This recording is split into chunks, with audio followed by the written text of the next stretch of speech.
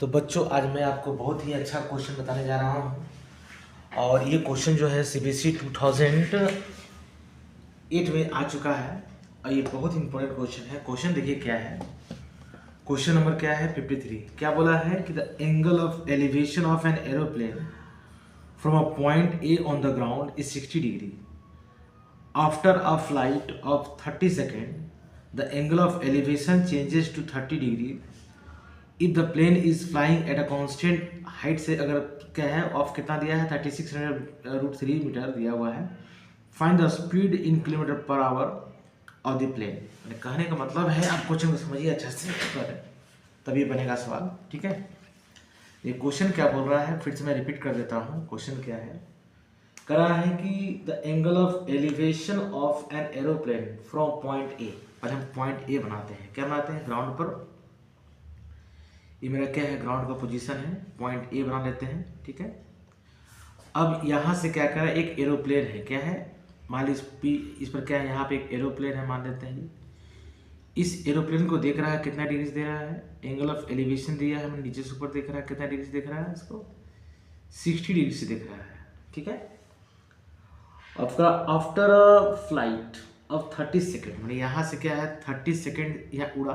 ठीक है, एरोप्लेन यहाँ से क्या आ गया, यहाँ से इसका पोजीशन कहाँ पर आ गया, यहाँ पर आ गया मान लीजिए। ठीक है, अब यहाँ से उड़ने में समय कितना लगा, यहाँ से यहाँ तक एरोप्लेन उड़ के आया, इसका टाइम कितना लगा, टाइम लगा यहाँ पर 30 सेकेंड, कितना लगा 30 सेकेंड लगा। ठीक है, तब बोल रहा है इस ए पॉइंट से इसका जो एंगल बन रहा है कितना डिग्री बन रहा है, इसका जो एंगल बन रहा है 30 डिग्री बन रहा है। क्या बन रहा है, 30 डिग्री बन रहा है।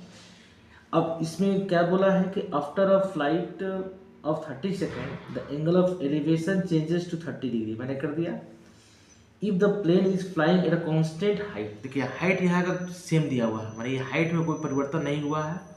ठीक है, हाइट मेरा क्या है, यहाँ का हाइट और यहाँ का हाइट, हाइट दोनों का क्या है, कांस्टेंट है। हाइट कितना दिया हुआ है, हाइट दे दिया है 3600√3। कितना दिया है, 3600√3 मीटर दे दिया हाइट इसका।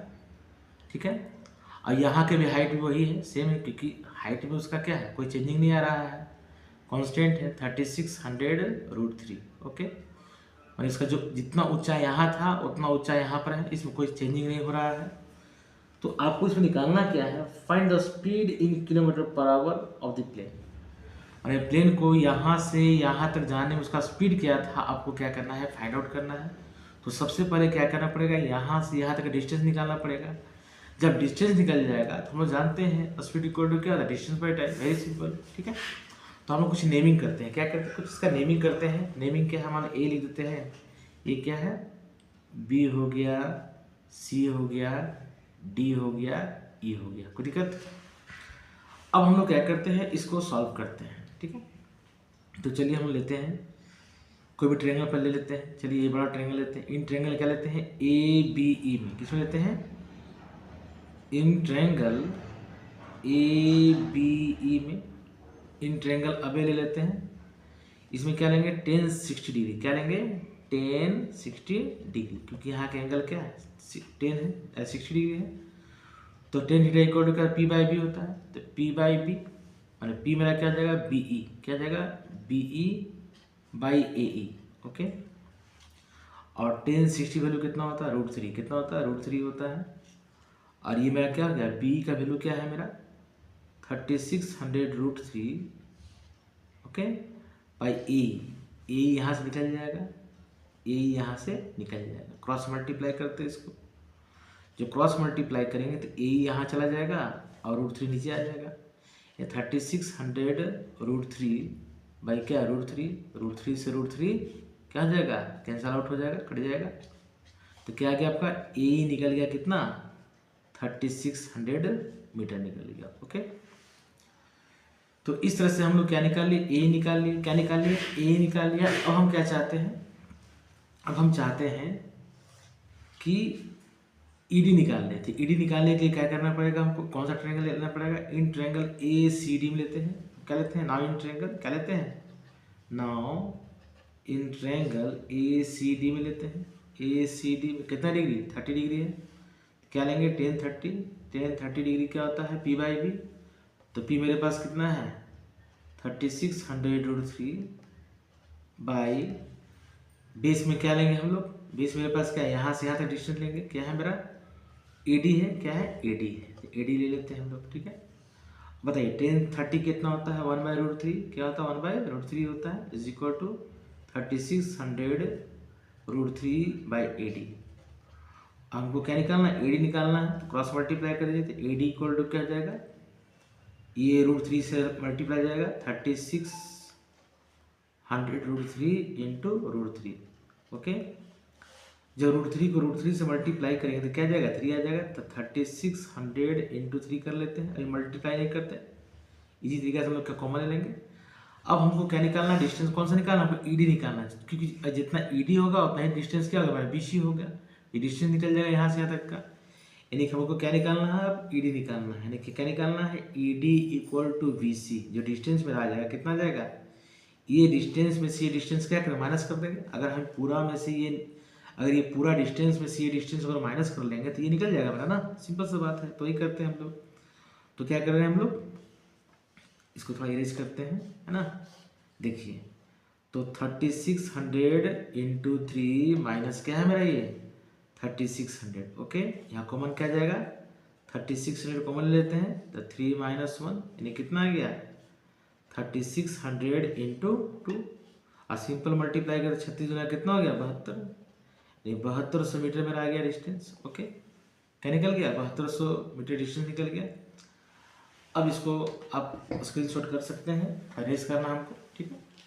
अब इसका कोई काम नहीं है, इसको हम इरेज कर देते हैं, क्या करते हैं, इसको इरेज कर देते हैं, ठीक है, चलिए इरेज कर देते हैं इसको, ठीक है, ओके।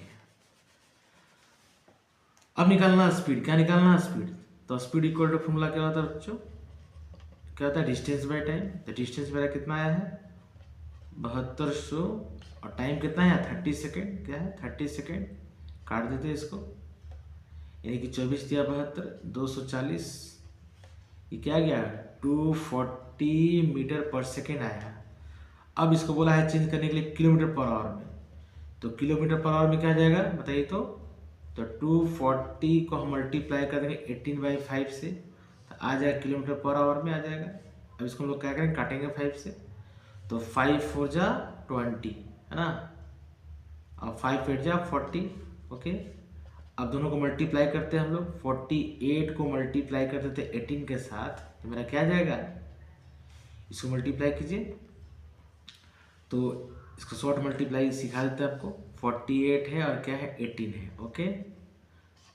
तो हम लोग क्या करते हैं 8 × 8 = 64 हो गया, ठीक है, क्रॉस मल्टीप्लाई करते हैं इसको, है ना, 8 × 4 = 32, 32 और 8 कितना हो गया, क्रॉस मल्टीप्लाई 8 कर दीजिए, 32 में 8 जोड़ दीजिए, है ना, तो ये कितना हो जाएगा मेरा, या सिंपल चलिए कोई दिक्कत नहीं, 8 8 64 के 4 हुआ, इस तरह करते हैं, इसको इससे मल्टीप्लाई करते हैं, 64 के 4 हो गया, हाथ में कितना बचा 6 बचा ना, कितना बचा 6 बच गया, और क्रॉस मल्टीप्लाई करके ऐड करते हैं, तो 8 × 4 = 32 और 8 कितना हो गया 32 और 8 हो गया 40, 40 और 6 46 के 6 हो गया, हाथ में बचा कितना 4, ठीक है, 4 × 1 = 4, 4 × 4 = 8, यानी 864 कितना आ गया आपका, ये आपका निकल गया 864 किलोमीटर पर आवर निकल गया, ठीक है। यानी इसका आंसर देखते हैं कितना आया है, इसका आंसर कितना है, यस 864 किलोमीटर पर आवर दे दिया है, यानी हम लोग आंसर क्या है सही निकाल लिया है। तो ये वीडियो आपको कैसा लगा कमेंट में जरूर बताइए, ताकि मैं आपके लिए और अच्छा से अच्छा क्वेश्चन बना सकूँ।